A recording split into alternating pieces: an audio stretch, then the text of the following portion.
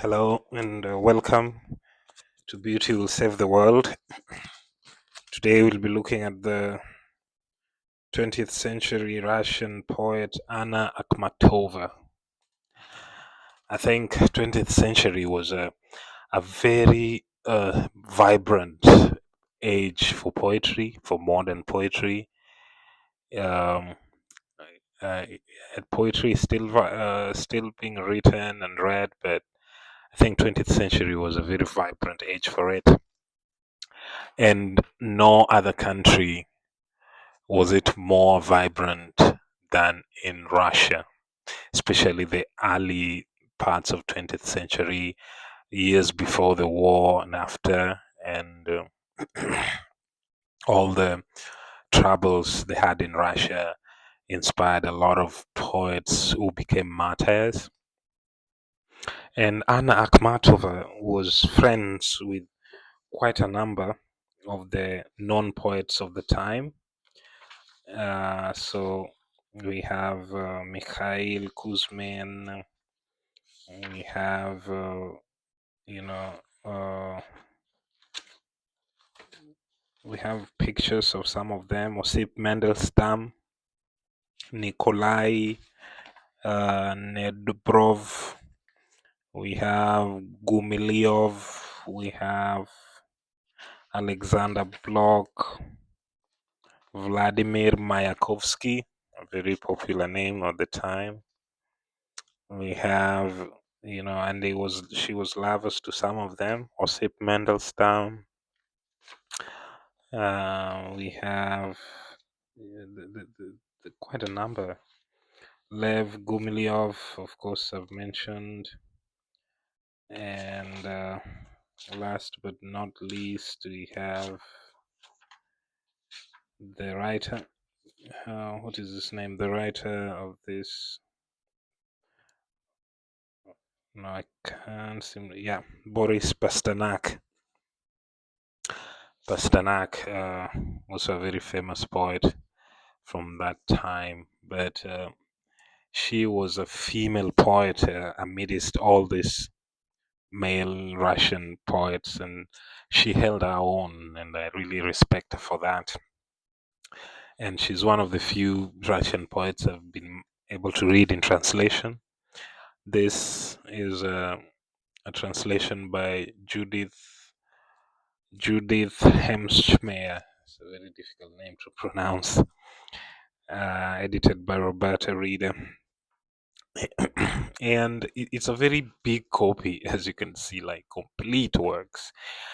And Anna Akhmatova's poetry is very lyrical. I enjoyed it. I think this is not the only translation of Anna Akhmatova, but I don't think there are many of them. So this is like one of the most expensive books in my collection. It's which I really cherish. But I think there are other translations. It's always nice to diversify. When you're reading translations, you might find something better.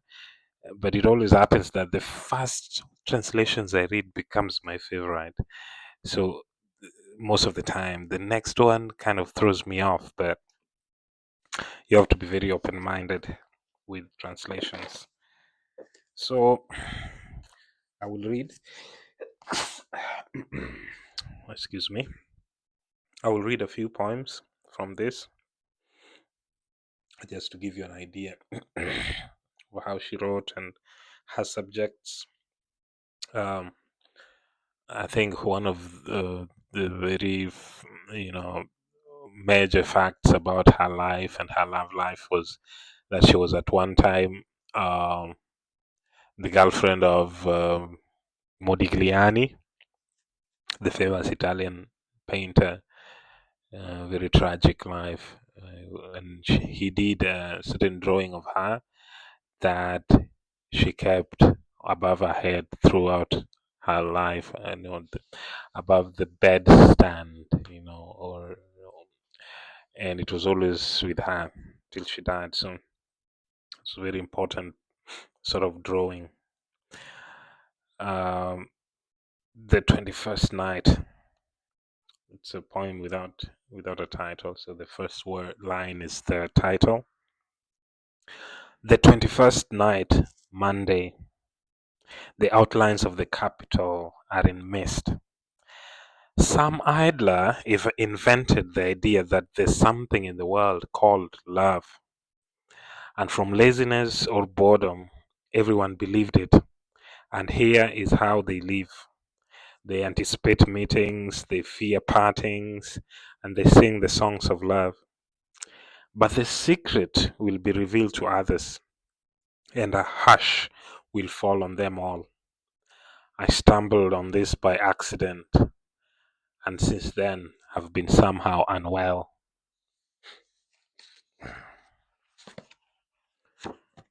Um, see another poem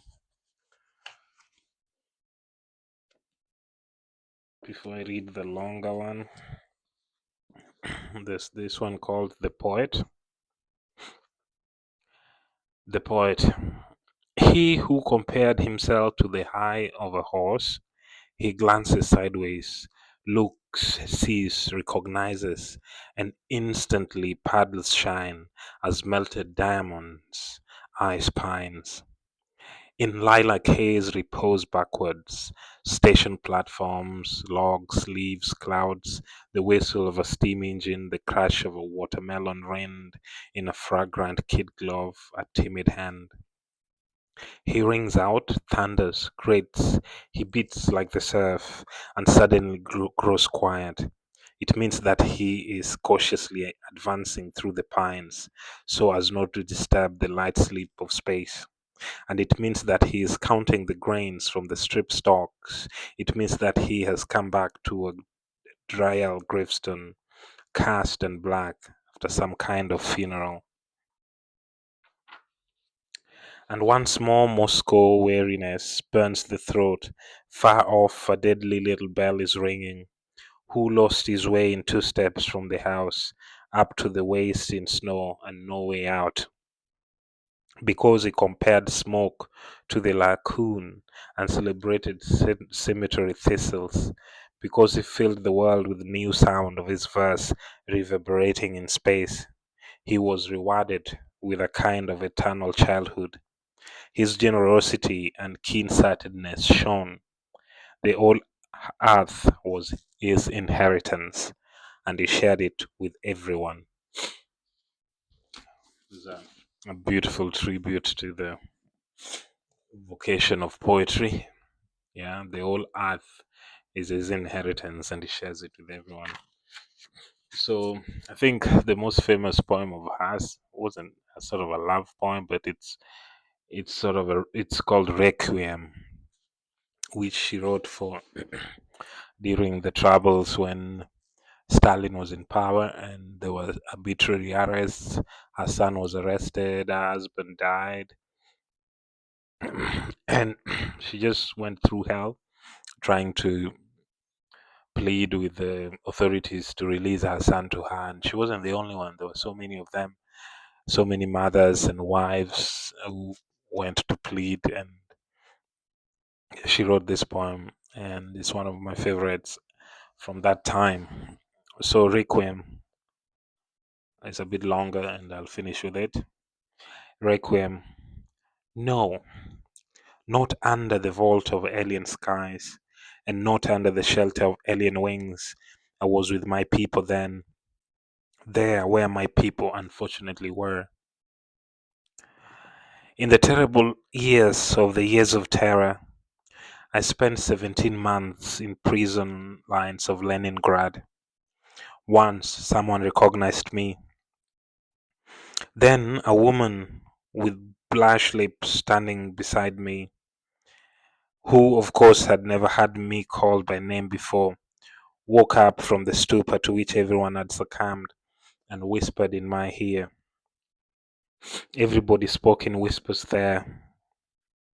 Can you describe this? And I answered, yes, I can. Then something that looked like a smile passed over what had once been her face. Dedication. Mountains bow down to this grief, mighty rivers cease to flow, but the prison gates hold firm. and behind them are the prison barrows in mortal woe. For someone a fresh breeze blows, for someone the sunset luxuriates. We wouldn't know. We are those who everywhere hear only the rasp of hateful key and the soldier's heavy tread. We rose as if for early mass, trudged through the savage capital, and met there more lifeless than the dead. The sun is lower and the never mistier, but hope keeps singing from afar the verdict, and her tears gush forth. Already she is cut off from the rest, as if they painfully wrench life from her heart, as if they brutally knocked her flat. But she goes on, staggering, alone. Where now are my chance friends of those 2 diabolical years? What do they imagine in Siberian storms? What appears to them dimly in the circle of the moon? I'm sending my farewell and greetings to them. March 1940. Prologue. That was that was when the ones who smiled were the dead, glad to be at rest, and like a useless appendage, Leningrad swung from its prisons. And when senseless from the torment, regiments of convicts marched, and the short songs of farewell were sung by locomotive whistles, the stars of death stood above us, and innocent Russia writhed under the bloody boots and under the tires of the black Marias. They led you away at dawn. I followed you like a mourner in the dark front room. The children were crying. By the icon shelf, the candle was dying. On your lips was the icon's chill, the deathly sweat on your brow, unforgettable. I will be like the wives of the Streltsy howling under the Kremlin towers. 1935. Quietly flows the quiet dawn. Yellow moon slips into a home. He sleeps with his capuscu. He sees a shadow. Yellow moon. This woman is ill. This woman is alone. Husband in the grave. Son in prison. Say a prayer for me. No, it is not I. It is somebody else who is suffering. I would not have been able to bear what happened. Let them shroud it black, and let them carry off the lanterns. Night, 1940. You should have been shown, you mocker, minion of all your friends, gay little sinner of Sakeo, what would have happened in your life. How 300th in line with a parcel you will stand by the Kretzy prison. Your fiery tears burning through the New Year's eyes. Over there, the prison poplar bends, and there's no sound. And over here, how many innocent lives are ending now? For 17 months, I've been crying out, calling you home. I flung myself at the hangman's feet. You're my sun and my horror. Everything is confused forever, and it's not clear to me who is a beast now and who is a man, and how long before the execution. And there are only dusty flowers and the chinking of the censer and the tracks from somewhere to nowhere. And staring me straight in the eyes and threatening impending death is an enema star. 1939. The light weeks will take flight. I won't comprehend what happened, just as the white night stared at you, dear son, in prison. So they are staring again with the burning eye of a hawk, talking about your lofty cross and about death. 1939. The sentence.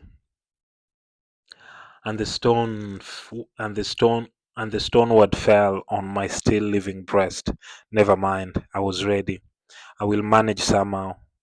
Today I have so much to do. I must kill memory once and for all. I must turn my soul to stone. I must learn to live again. Unless summer ardent rustling is like a festival outside my window. For a long time I have foreseen this brilliant day, deserted house. To death. You will come in any case, so why not now? I'm waiting for you. I can't stand much more. I've put out the light and opened the door for you. So simple and miraculous. So come in and form in any form you please.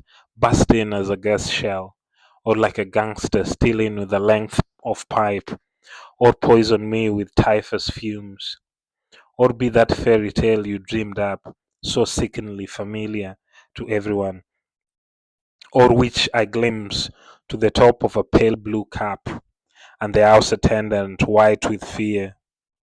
Now it doesn't matter anymore. The Annecy swirls, the North Star shines, and the final horror dims the blue luster of beloved eyes.